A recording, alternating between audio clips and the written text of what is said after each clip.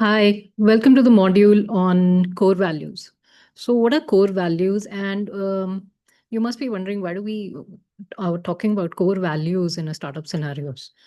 Very simple. Core values are our guiding principles. So, we all go through life with some sort of guiding principles. So, day-to-day decisions are taken on that, relationship decisions are taken on that, business decisions are taken on that. And what we don't realize is that we've not brought these guiding values or core values to our conscious level. So, through this course, that's exactly what we're going to do. We're going to bring your core values to a conscious level, right? And that will help you in your day to day decision making, in understanding what you're good at, in understanding what works for you, right? I'm going to start with a personal story, and then I'm going to venture into another story because I think storytelling would be the best way to understand core values. And let me also tell you that these things you don't discover in a day.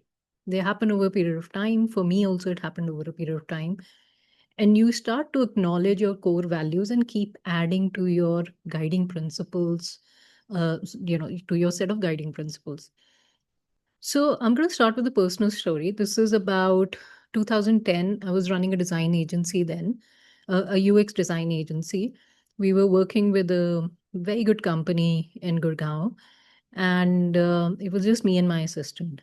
We did some phenomenal work for them. Everybody in the team, all our client side, was very happy with our work. So happy that they offered to acquire us.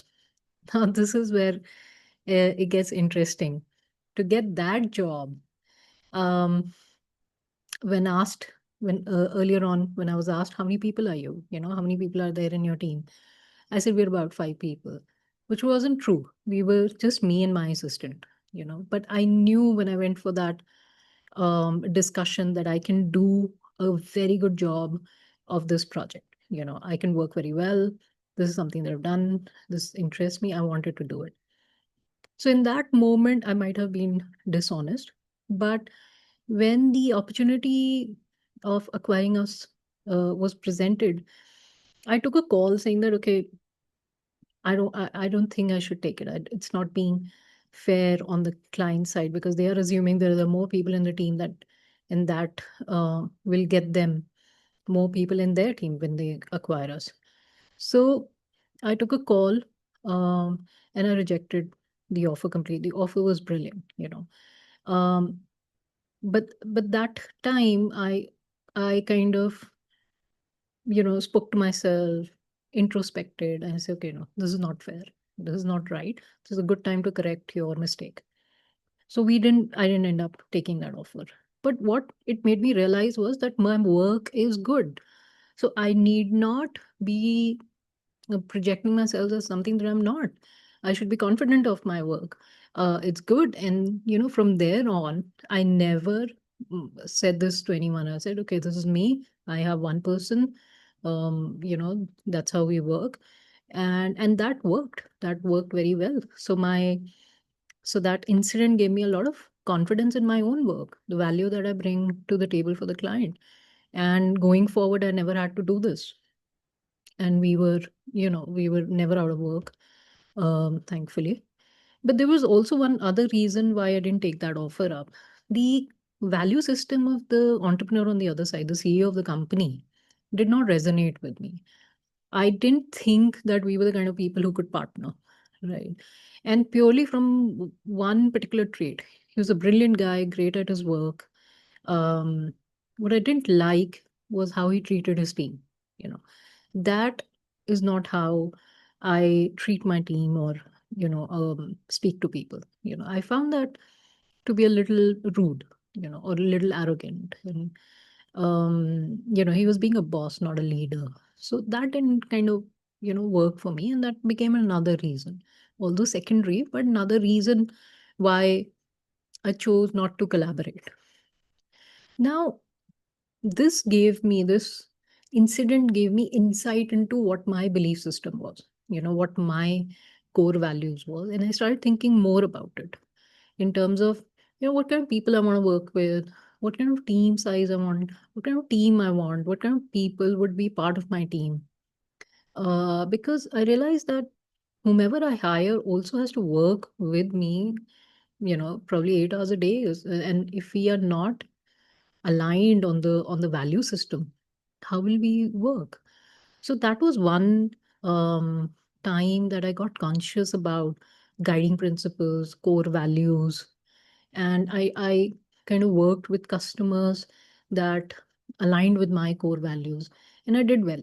To be honest, I did well. But most of all, I had confidence, I had clarity, um, which mattered a lot in my line of business. You know, so so these are what core values are all about. They become your business GPS. They help you take day-to-day decisions, and they also define what kind of customers you will attract, what kind of people you will attract, what kind of team you will attract.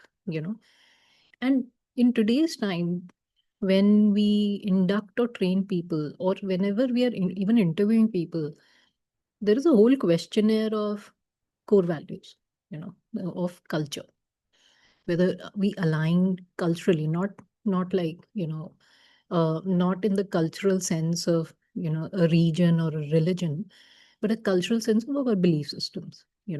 Are we equally honest? Are we, do we have integrity? All of those things. I'm not going to bore you further. I'm going to move to the next story. The next story is one of my favorite stories from Mahabharata. And I told you in the introduction, I'm going to give you some stories from Mahabharata, not from a religious standpoint, but from a leadership, or let's say business strategy standpoint, from human psychology standpoint. And I love this story. So this is a story of the time when Pandavas were exiled. They were in the forest and they were all thirsty, looking for a water hole, so to say. And they found one. So the youngest one says, "Okay, I'll go and fetch water for everyone." He goes to the water hole and he finds Yaksha there. So Yaksha was a avatar of Yama, and he didn't know that. And Yama is the god of death, so it's serious business. Anyways, so Yaksha told Sedev that, you will have to answer a few of my questions before you drink this water. Sedev didn't take him so seriously because he couldn't understand it was Yama and or recognize. He didn't respect Yaksha at that time. He drank the water and he died. Same happened to other Pandavas because they went looking for, their brothers. And then finally, when Yudhishthira came to the pond, he saw his brothers dead. He realized there's obviously a great god somewhere here. And Yaksha appeared and he said the same thing. You have to answer my questions before you drink this water, or you're gonna die like your brothers. And he absolutely respected that. And he answered Yaksha's tough questions. I'm not gonna get into the questions because that's not the point here. And Yaksha was very happy with Yudhishthira's answers. And he said, "Okay, I'm gonna restore life to one of your brothers. You pick which one." And I don't think he took much time. And he said, "Please bring back Nakul." You know. And Yaksha was perplexed with this answer. And he was like, Arjun or Bhim are greater warriors than Nakul. Why Nakul? And he said, it's very simple. See, my father had two wives. I'm the son of Kunti. And Nakul is the son of my father's second wife.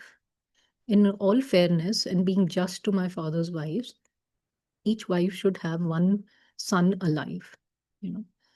Yaksha was absolutely impressed by Yudhishthira's answer. And he was so happy he restored life to all the brothers. The point that I'm trying to, and I'm sure you like this story, and you can read more you can pick up some story from Mahabharata and read more about this. The point that I'm trying to make that Yudhishthira was so clear about his values, his guiding principles, that there couldn't have been a tougher decision than this. But he took it very easily, right? I don't know whether easily, but he took this decision. Um, and he made this choice. We are not faced by tougher decisions than this. But what guided him through this whole decision was his own core values, his guiding principles. So that's one reason why core values become so important. And the other reason why, like I said, your vibe attracts your tribe. People you hang out with typically would share the same value system, right? Like I like to hang out with friends where I don't have to show off or, be someone else. I have to be myself. I have to be absolutely comfortable with myself. And I only hang out with people who allow me to do that. So your core values attract your tribe. I'm going to quickly walk you through some points just to make sure I haven't missed anything important. But these are the reasons why you need to be clear about core values. There's another point that comes to my mind. When something is aligned with your core values, when you're working towards that, you never feel drained. A very simple example is this course. My core value or my purpose here is to help my students succeed based on my experiences that I've had or the knowledge that I've gathered over a period of time. That's my purpose. And that's because I want to like help you cut down your learning curve, help you not make the same mistakes I did, not waste that kind of a time. Right. You might have your own personal challenges. You might face your own operational challenges based on your project. But there are certain challenges that you can absolutely avoid by, going through this course, having a clear roadmap. Now, when I'm so aligned to this purpose, when I work towards it, I feel energized. I don't wake up thinking, oh no, I have to, do this or that. I wake up thinking, oh, today I have to do this. I'm excited about this. So I don't know how, if I'm being able to convey my excitement, but I'm actually very excited. So what I'm saying is when you're aligned to a purpose which matches with your core values, you don't feel drained, you know. And a lot of people feel this burnout, feel unhappy, stressed, because what they're doing actually they're doing it probably for money, you know. They're not doing it for customer success. So look at how your core values can get aligned to customer success and work on those kind of things, right? I'm just going to quickly move to my mind map, check all the points if they've been covered, and we can speak about points which were not. Yeah. Just give me 1 second. Yeah. So we spoke about how core values are your business GPS. Values attract your tribe. Again, going back to the Mahabharata example, Pandavas attracted certain kind of people, Kauravas attracted certain kind of people, and those people chose to fight on their side. It prevents burnout and it builds resilience. So every day when you work towards something which is very aligned to your core purpose or your value system, you don't feel the burnout. You saw how in the Yaksha story, decision making came so swiftly and with confidence that you're not second guessing yourself.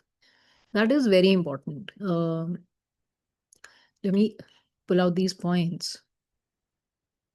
Yeah. So your yes and no's become very clear. Yes, I'm going to work with them. No, I'm not going to work with them. Yes, this is the right hire. And it eliminates a lot of your time that just goes into analyzing, weighing things, all of that. Because what is your North Star there? Where is your compass? How will you take that decision? What is it based on? Can't just be based on monetary gains. It has to be more than that. I'm also reminded of this beautiful campaign in the 80s when I was a kid of Tata Steel. Ispat bhi hum banate hain. We also make steel. What a beautiful campaign it was. And I think it resonates with this point where they highlight their value system as a company. And in the end, they say, oh, we also make steel. It was a wonderful campaign. If you can find that online on YouTube, please have a look at it. They highlight how they take care of their people, how people are happy working with Tata Steel, what kind of infrastructure development they're doing for their people. So their concentration was their team, you know, and it worked very well. And that brings me to a very important point. Your core values also sometimes become a marketing point. So in this particular case, in Tata Steel's case, their core values were being marketed like that, right? They want the best of people working for them, so they were marketing to people, that potential hires, people who would, join the team. So they were marketing to them saying, okay, if you think like us, come work with us. And that also happens with customers. So let's say you're a small coffee shop. You would attract those kind of people who are looking for a small place, small cozy place to work in, right? Rather than, being like a Starbucks. So you can very well leverage your core values and market them on social media. So this is what we believe in, and we are looking for people who think like us, right? Um, and again, in coming back to the Mahabharata example, so at one point, Pandavas and Kauravas both had choice to ask. I'm going to stop sharing. Ask Krishna either for him or his army. He had a massive army. Kauravas chose his army while Pandavas chose Krishna for his leadership. Because he thought like them. They thought that this is the leader who can take us through this, battle, and his leadership will help us win this. So they've had a firm belief in who their leader is going to be, and it was somebody like Krishna, right? So what I'm trying to say is that when you set up a startup, you will build a team. People who join you will look for authenticity, will look for some value system that you hold, right? Typically, people who come and work for startups are looking to learn and are looking to look up to someone, you know. So you have to be this person over a period of time. Obviously, it's not going to happen overnight. But my objective here was to just plant the seed in your head so that you can start thinking about it, you know. And trust me, you will then attract the right people to work with you, right? I hope you enjoyed this module. Now, as promised earlier, these are not just concepts. We're going to do a hands-on exercise to help you bring your core values to your conscious level. And you can leverage that in your website. You can leverage that in your marketing campaigns. You can leverage that, to hire people. So that's going to be in the next video where we do the exercise. All the best.